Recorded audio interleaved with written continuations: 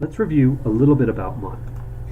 MUN stands for milk, urea, nitrogen. It is another constituent that we can measure in milk, like fat, protein, and lactose. In fact, we test MUN using the same machines we use for analyzing fat and protein.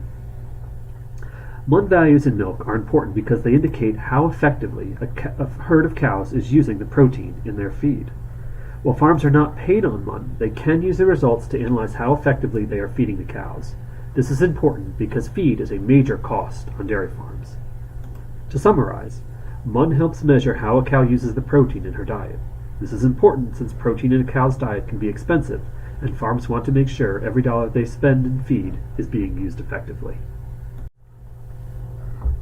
Farms should be striving for MUN values that are just right, in other words, not too high or too low.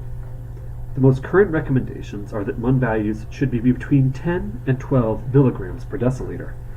Recognizing variance in herds, things like quality of forage and breed of cow, the new Dairy 1 MUN program considers the normal range to be between 8 and 14. How can MUN be used to determine feed management? Well, if MUN values are too high, it likely means that the farm is overfeeding protein in the diet, or there is not the correct amount of energy in the diet to maximize use of the available protein. If the average MUN value is too low, less than 8, it could mean that the cows are not getting enough of the right type of protein, and the farm may be sacrificing milk production.